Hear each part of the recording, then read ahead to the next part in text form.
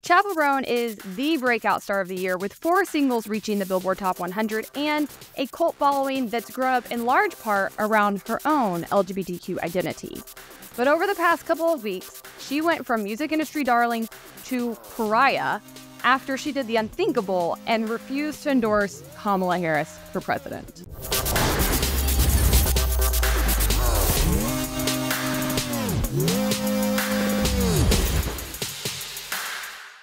Hey guys, I'm Hannah Cox with BASEDPolitics, and you're watching the BASEDPolitics Show. Now, over the past couple of weeks, Roan had made a series of extremely base comments, in my opinion, in the media regarding the election and her political views. In early September, she told Rolling Stone, "I don't have a side because I hate both sides, and I'm so embarrassed about everything going on right now." She also said, "I'm pretty F the government and F everything that's going on right now." She shared the sentiment with middle fingers in the air, according to the interviewer. So her refusal to endorse Harris was not entirely out of the blue, but the bullying and bitching it incurred, specifically from the accepting LGBTQ community, was breathtaking to witness. Now, we're going to get into all of this, but before we do, make sure you like this video, subscribe to my channel if you have not already, and of course, ring that notification bell so you never miss one of my episodes.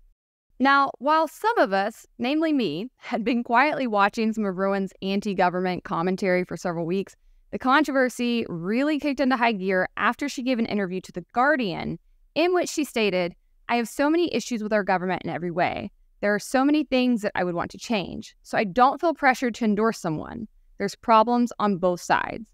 I encourage people to use your critical thinking skills, use your vote small, vote for what's going on in your city." Now, I think obviously this is very based, correct, and common sense commentary, but the left lost its ever-loving mind as a cherry-picked fragment of the interview went viral on both Twitter and TikTok after a budget TMZ account shared this image. For those listening on audio, they compiled a picture of Kamala Harris next to Chappell Roan dressed as the Statue of Liberty, kind of in drag, and they said Chappell Roan on why she hasn't endorsed Kamala Harris. "I have so many issues with our government in every way. There are so many things that I would want to change, so I don't feel pressured to endorse someone. There's problems on both sides." The bullying in response was immediate and intense. Like, it took over my entire feed for several days.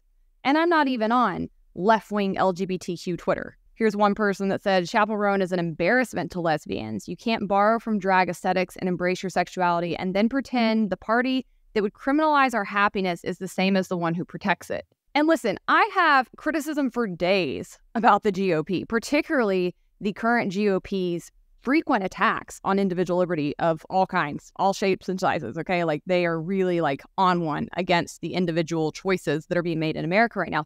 But that being said, this is so hyperbolic, right? Like, when Trump came into office in 2016, he was arguably the most pro-LGBTQ president we had ever had entering office. And that's because he was the first person who became president who was actually pro-gay marriage before entering office. Obama changed his mind on the issue while in office, conspicuously around 2012 when he was not doing so well in his re-election campaign and decided to use it as a Hail Mary, in my opinion. So while I don't think the GOP is by any means out here championing individualism, I would say the current version of the GOP is more friendly to gay people and gay rights than at any other point in history, and that the current version of the GOP is actually more pro-gay rights than many previous Democratic administrations, including Clinton and Obama's. Here's another person on Twitter who said, "Every quote from Chappell Roan is what a shallow person thinks a deep person would say."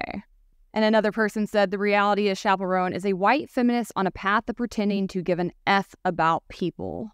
Lastly, this person said, "I thought Chappell Roan was 20 or something, but she's actually 26, old enough to have been an adult during Trump's first term, and old enough to not be catastrophically ignorant of what's at stake. She's either a fool or a closet Republican."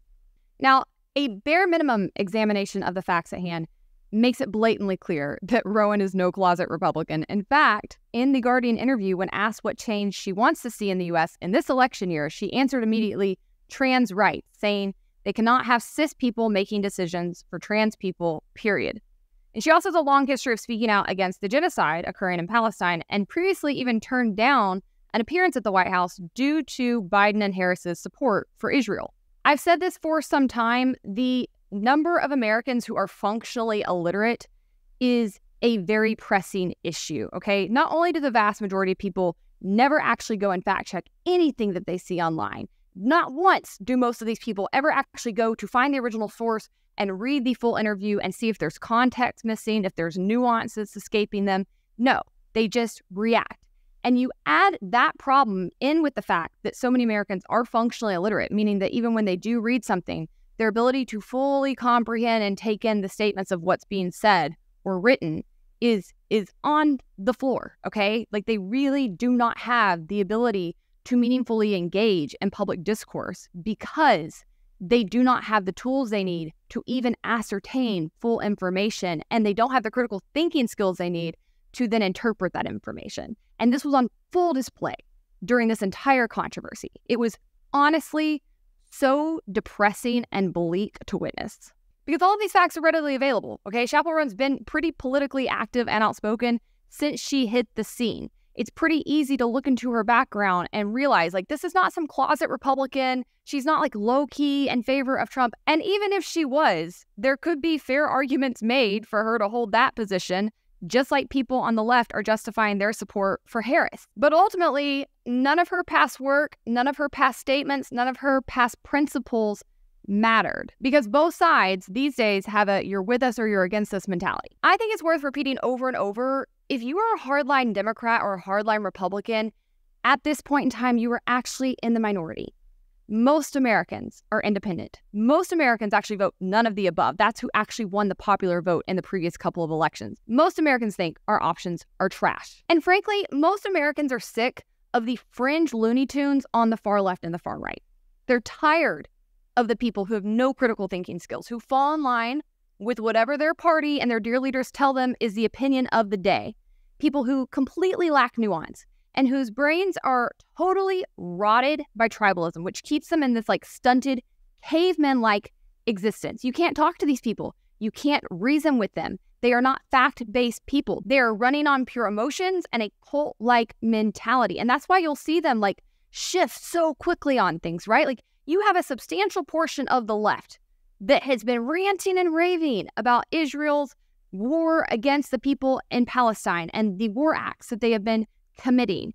And yet, when you have somebody that wants to take a principled stand on that and says, you know what, I genuinely mean it when I say this is a problem, and therefore I'm not going to support the administration that has been backing this campaign and sending our tax dollars to fund it, they turn on them, right? Because even though she is falling exactly in line with the principles they say they espouse, because she's not, at the end of the day, showing fealty to the party at large, they're mad at her instead of being mad at the hypocritical politicians who rile them up on one front and then do the exact opposite behind the scenes. It makes no sense. You see the same thing on the GOP. I mean, honestly, you see the GOP talk about capitalism and individual liberty and limited government and then fall hook, line, and sinker for big nationalist populist ideas out of losers like J.D. Vance, who are out here with economic positions that look identical to Elizabeth Warren's. And yet they're either too stupid to realize that there is a huge discrepancy between what the parties are saying they support and believe in and what they're doing, or they just don't care because they're in a cult. And all that matters at the end of the day is that their cult beats the other cult. It's like football fans. I've compared this to being an Alabama fan for years now. It's like when Alabama plays Auburn. I don't even know why I hate Auburn, right? I mean, I do. They cheat and they're scumbags and I hate Auburn. But like, I hate them because I am devoted to Alabama in a really silly way because I grew up there and I like the team. I'm bought into like the fanfare and the history of it. And so I get really excited and I really want to be Auburn. But when you really step back and think about it and why it actually matters and what's achieved there, it's essentially the same thing with the Uniparty, with Republicans and Democrats. People are getting fooled into rooting for their team and into never asking questions as to why they support their team, why they hate the other team, if the other team maybe has some characteristics that they should actually like and be on the same side as. Like, it's utterly ridiculous. Our political system has become such a charade. The two-party system is bad. Both sides are bad. And the fact that 50% of you genuinely don't know that, genuinely think one side winning over the other is going to make massive differences in your life or meaningfully improve the country is actually wild. It's wild at this point. I don't know how you can be alive with a fully formed brain and know even just a smidge of history, have been paying attention at even like a 10% level to what's happening in your political system for the past couple of decades and genuinely still believe that. And this is why I'm so passionate about school choice, because if Americans don't get smarter, we are truly doomed. We should be teaming up together to overthrow the two-party system, to actually get some kind of real representation back, because you don't currently have it. Your representatives don't answer to you, and you have very little say in who ultimately is your representative to begin with. We need to be working together to stop the military-industrial complex, to get our taxes back, to fix the monetary system before we go under. But instead, they keep 25% of you over here and 25% of you over here, furious with each other, devoted to your tribes, and fighting over the most trivial and stupid of things instead of actually recognizing the true enemy is the government, is the two-party system. And that's what Chappell Roan was speaking out against. And honestly, it's refreshing. It's refreshing to see this in a young woman in Hollywood, in the LGBTQ world, have her head on her shoulders enough to see through the bullshit, to actually form principled and informed political stances outside of a cult mentality, and then to have the bravery to push back and take a stand in an environment that conditions celebrities to fall in line in order to keep their careers. And it's been crazy to watch her detractors accuse her of the exact opposite, of fear of being canceled or losing fans or of selfish motivation. Because in reality, that's actually why so many people in the media, in Hollywood and entertainment completely bow down and kiss the ring and show adherence to the left, because they are afraid of those things. And because the people who actually push back on that are the ones who truly do face getting canceled. Just look at the difference in reaction to Chappell Roan saying that she's not going to endorse anybody and that both sides are a problem, and pointing to like real principled issues she has within the party system, versus how Taylor Swift got treated when she came out and showed nothing of the same ability to actually really dig into policies, to actually understand what principles she was advocating for. She just came out and did what they wanted her to. She made her endorsement, and she's beloved by them, right? And they're like, she's a hero. She's so brave. She didn't require anything from her. People already knew she was a Democrat. They already knew that she was probably going to support Harris. It didn't really change anything, and it certainly didn't get her canceled. Like, the worst thing that happened to her was Trump tweeted out that he hated her, which is kind of hilarious. Meanwhile, Chappell Roan is getting absolutely canceled on the internet. She has people talking about burning her albums. She has half the LGBTQ community, if not more, basically questioning her status and her identity within that group. It's wild. This person said, "I hate both sides sounds punk, but it's actually the most marketable and profitable political stance for an artist in modern America. Still love Chappell because I love her music, but this is a sellout position, not the brave one. Taylor's last album sucked, but she took a stand." When I read stuff like this, I feel like I'm living in an upside down universe, because as somebody who also has always operated outside the two-party system, I can tell you firsthand, there is nothing more profitable and nothing easier than selling out and picking a side. Every market incentive pushes people, whether it be in entertainment, in business, in the political system, or in the media, like me, to pick a side. And if you do that, you've got a tribe, right? You don't have to be especially smart.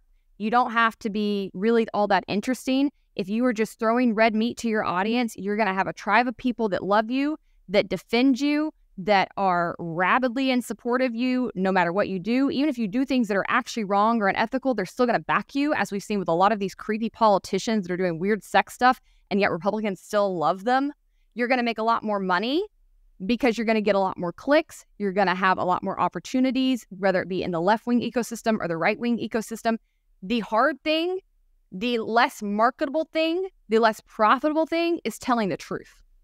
It's being honest. It's being consistent. It's being transparent. It's demanding accountability. It's demanding that people live up to the principles they espouse. That's not popular because people don't want to be held accountable. They don't want to be called out. They don't want to have to think. Someone else on Twitter said, "How are you, queer, an ardent defender of the drag community, and somehow a both sides are bad person?" And another person quote tweeted to them and said, "Because both sides are bad. Hope this helps." Here's another person that said, "Taylor Swift had more to lose with her endorsement than Chappell Roan. She endorsed because she knew it was at stake. Not endorsing isn't a flex." What did Taylor Swift have to lose? Seriously, what? She's not going to lose any connections, any social standing. She's not going to be disfavored in the ranks of entertainment or media. for that stance. She's not going to lose fans because, to be honest, conservative fans are used to pretty much everything that they consume having left-wing bias. They can't give up artists who support Harris because the vast majority of Hollywood does. They'd have nothing left to listen to or watch if they did that. No, it's actually people who do the opposite, who are sticking their necks out and who have something to lose. And furthermore, Chappell Roan is a brand new artist, right? She's been clawing her way through this industry and she just had her breakout year this year. She doesn't have the same standing, the same amount of money, the same fan base that Taylor Swift does. And yet she's taking a principled stance. This is ridiculous. Now, after intense scrutiny and public backlash, Chappell took to TikTok to clarify her statements. Watch. I have encouraged people to use critical thinking skills, learn about what they're voting for, learn about who they're voting for, and ask questions. And it's being completely taken out of context, per usual. There is nuance to what I say in interviews. And I think it's important that people use critical thinking. I think it's important for me to question authority and question world leaders and question myself, question my algorithm, question if some person that tweeted something about someone else is even true. It's important to question because that's how I think we move forward. This is my third election in voting, and the world is changing so rapidly, and I want to be part of the generation that changes things for good because we need it. If you come to my shows, if you read my full interviews, if you literally know anything about me and for what I stand for, you know that this is not lip service, this is not virtue signaling, that my actions have always paved the way for my project and the people who really know me. Actions speak louder than words, and actions speak louder than an endorsement. Here's the full quote that a lot of people are just not reading. I have so many issues with our government in every way, she says. There are so many things that I would want to change, so I don't feel pressured to endorse someone. There's problems on both sides, and I encourage people to use your critical thinking skills. Use your vote. Vote small. Vote for what's going on in your city. The change she wants to see in the U.S. is this election year, she says, instantly is trans rights. They cannot have cis people making decisions for trans people, period. So, hear it from my mouth, if you're still wondering. No, I'm not voting for Trump. And yes, I will always question those in power and those making decisions over other people. And I will stand up for what's right and what I believe in. And it's always at the forefront of my project. And I'm sorry that you fell for the clickbait. I honestly feel so bad for her watching these videos because, getting any kind of hate and abuse online takes a toll, I can tell you firsthand. I have nowhere near the following of this individual, and there are many days where I'm just like, I want a new career. I don't want to be public anymore. I don't want to have to be out here dealing with these crazies. Imagine it at the scale that she has had to deal with it over the past couple of months, and she's doing that as she's new to being in the spotlight, as she's touring, which I want to say, as somebody who worked in the music industry, touring is awful, okay? I know so many people who left because they could not hang with the touring schedule. It is brutal. You're not sleeping. You're being moved city to city. You're exhausted. You're not going to see your friends or family. And then you're dealing with all this. And I just think it says a lot about her character that she's sticking to her guns and refusing to back down. That's courage. And again, what's so crazy to me is that she's continuing to pay lip service to the left, right? I think it's genuine. I think she's a genuine leftist, but still, she's coming out. She's saying, I hate Trump. I don't support Trump. I don't like Republicans. I care about these very left-wing issues that are left of where the DNC currently is. And yet it's still not enough. There's a popular saying that I frequently see used on TikTok, and I want to apply it here, that says, wisdom is chasing them, but they are faster. I want you to listen to this lady and her commentary on TikTok after Chappell's video. Before I say what I'm about to say, please know I'm a fan of Chappell Roan. Or I'm a fan of her music, I should say. Now, she just got on the app and clarified she's not voting for Trump. Great. I'm glad she clarified that. But she also made it clear that she thinks all of the very valid critiques that she received for her interview, in which she said there are problems on both sides, which is the definition of equivocating. She's pretending as though that very valid critique was people falling for clickbait and people not thinking critically. And she's got about one more good time to get up on this internet and speak down to her fans. She's got about one more good time before the whole shit is up. Honestly, it's giving entitled. It's giving no PR training. It's giving... I'm finding it exhausting. I don't know. Like I said, I'm a fan of her music. I've been bopping to the album. But girl. The hubris that these people have, it's stunning. You think it's entitled to have a political position. Like, I can't think of anything more entitled than to think that an artist owes you support for your political party. Really, I really can't. I mean, it's actually just, these people are so stunted. And what's even more interesting to me is when you hear Chappell Roan talk about her support for the Palestinians, she's often talked about her concerns for women who are caught up in these conflicts, for people who are in the LGBT community who are caught up in these conflicts. I actually think it's really entitled of these people in America to be so short-sighted as to not care about how our foreign policy decisions impact people in other countries as well, particularly marginalized people. Like, she needs to be speaking down to her fans because a lot of you are really, really stupid and you've shown your ass on the internet over the past week. Now, it does appear that the criticism finally got to Chappell Roan in at least some capacity because she made yet another video basically saying, like, please stop. I'm going to vote for Kamala. I'm just not endorsing her, which is still not going to be enough. But here's that video. I just woke up and to like people just skewing it even more. Endorsing and voting are completely different. I don't agree with a lot of what is going on with like policies. Like, obviously, f the policies of the right, but also f some of the policies on the left. That's why I can't endorse. That's why I can't like put my entire name and my entire project behind one. Because there is no way I can stand behind some of the left's completely transphobic and completely genocidal views. So yeah, there are huge problems on both. You know what is right and wrong, and so do I. Trump for real, but some of the shit that has gone down in the Democratic Party that has failed people like me and you. And more so, Palestine. And more so, every marginalized community in the world.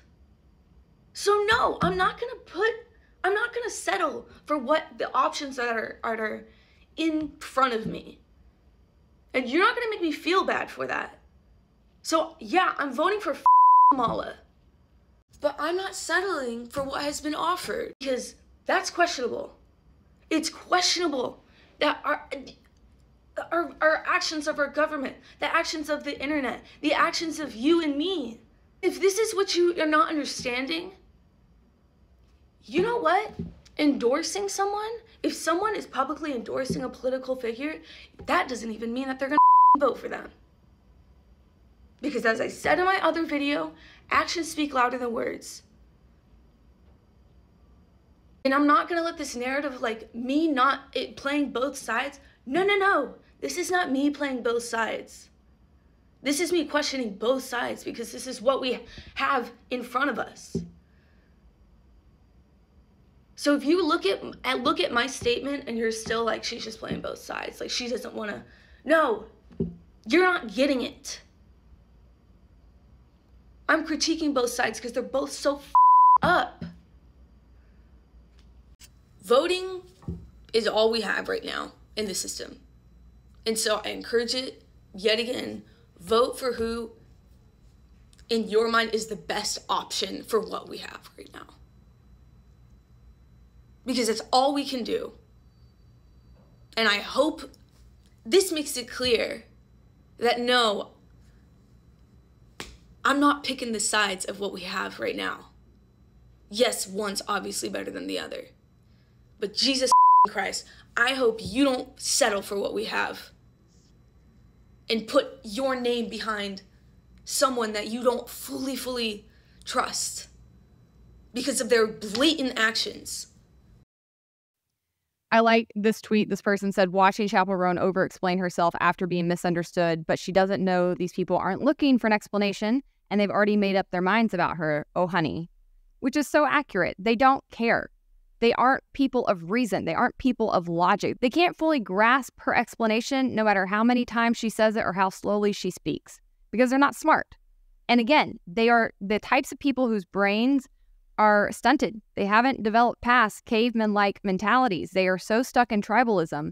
They can't see anything else, you know? And you see these people in the comment sections online all the time. It's very, very easy to ascertain quite quickly when you're dealing with a person who has some intellect and one who does not. One who's just completely shut down, NPC, a sheep, and that you can't reason with them, right? You can't break through to them. They are just completely in lockstep. It's like they've been programmed. Another person said, the way Chappell Roan is just saying we need to hold politicians accountable to higher standards and demand more from them instead of just accepting their actions, and people are losing it. Like, that's not a completely leftist take. And this is something that has really been fascinating to watch as somebody who's not a leftist, but who traditionally I have had a lot of respect for people on the left, particularly like old hippie leftists, you know, who were genuinely anti-war, who were genuinely anti-establishment, who were about pushing back on authority, holding people accountable. That post-Obama has completely shifted. It's gone. They're gone. They are not on the left anymore. And that's because, as you can see, they get pushed out because the left is now the party of authoritarianism.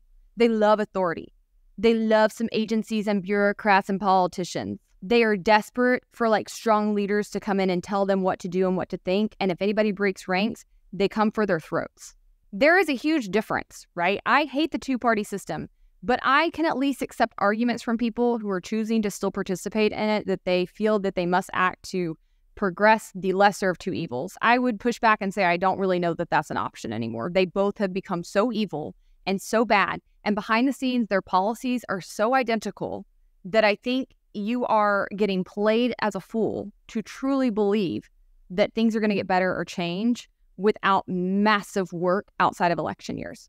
But I can at least entertain somebody saying, you know, I'm going to hold my nose and like support this person because of the economy or because of women's rights. Like, okay, fine. But there is a difference in those people versus the people who are like ardently in support of either side. I just think it's so low IQ at this point if you're in that camp. And especially if you're in that camp and getting mad at people who are smarter than you and who are calling out the real problems. And I think that's what this really comes down to, right? These people know that they're hypocrites. They know that they're sellouts. And the fact that she is standing up and speaking out exposes them, right? It makes them actually have to contemplate that. It makes them actually have to justify their behavior and their beliefs and their stances. And that makes them very uncomfortable. These aren't people who are used to having to do that. And so that's why when somebody does step out of line, they come for them so fiercely, because that person standing up and demanding accountability exposes them for the weak people that they are, for the people lacking in principles that they are, and that's why they hate them. And listen, you can browbeat a lot of people into fealty, ultimately. A lot of people are going to cave. But that doesn't mean that ultimately you're going to win, because as long as the two-party system is in control, things are going to keep getting worse.